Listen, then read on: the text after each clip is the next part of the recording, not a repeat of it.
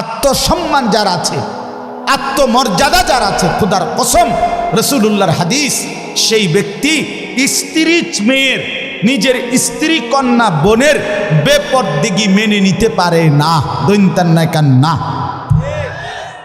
এজন্য যেই পুরুষ, যেই স্বামী তার স্ত্রী কন্যার, মেয়ের, বোনের বেপর্দা জিন্দিগি মেনে নিচ্ছে, সে বেগায়রত, আত্মমর্যাদাহীন। এটা একটা ফ্যালাস্টিক,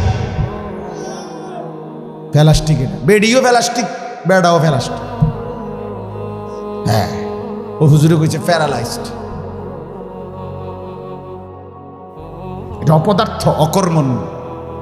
হযরত সাদ ইবনে মুআজ রাদিয়াল্লাহু তাআলা আনহু একদিন নবীজিকে বলছে, ইয়া রাসূলুল্লাহ, আমি যদি কোনোদিন আমার স্ত্রীকে দেখি পর পুরুষের সাথে 1 মিনিটের জন্য কথা বলছে, আমি আমার তরবারি খাপ থেকে বের করে এক কোপে গর্দান ফেলে দেব।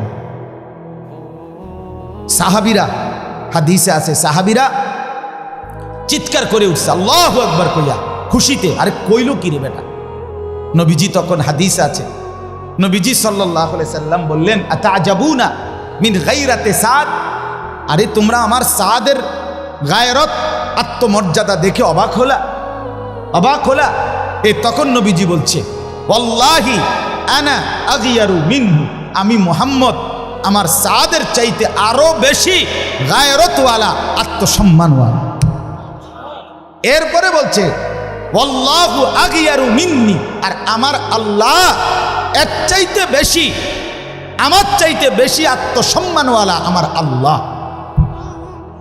এজন্য শুনেন, এজন্য আল্লাহ তাআলা কোরআনে বলছে, বন্ধু, পৃথিবীর বহু শাস্তি অপরাধের আমি পৃথিবীর বিচারক আদালত আপনার হাতে ছেড়ে দিলাম, কিন্তু জেনা ব্যভিচার আমার বান্দি, ওরে আমি বানাইছি মেয়েটাকে, এই নারী আমার সৃষ্টি, এই কন্যা আমার, এই মেয়ে আমি বানাইছি, আমার হাতের সৃষ্টি, এটা আমার সৃষ্টি, আমার বান্দি।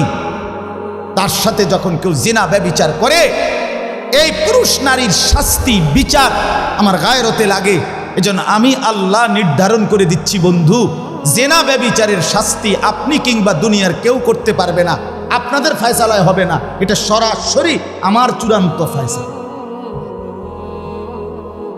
বিবাহিত পুরুষ নারী জিনা করলে পাথর মেরে মেরে ফেলেন, অবিবাহিত ছেলে মেয়ে জিনা করলে, ব্যভিচার করলে চামড়ায় 100 বেত্রাঘাত করেন, এবং এইভাবে বেত্রাঘাত করবেন যেন এই বেত্রাঘাত করতে গিয়ে কারো মনে দয়া মায়া না আসে। ওয়ালা তাখুযকুম বিহিমা রাফাতুন ফি দীনিল্লাহ, এবং কোন আড়ালে গোপনে কোন একাকী রুমে এই দুররা বেত্রাঘাত করা যাবে না।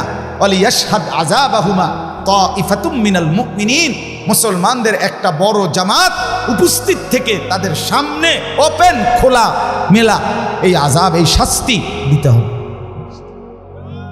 দৃষ্টান্তমূলক, যাতে এক ঘটনায় 1000 বছর 100 বছরের জন্য সমাজ নিরাপদ হয়ে যায়।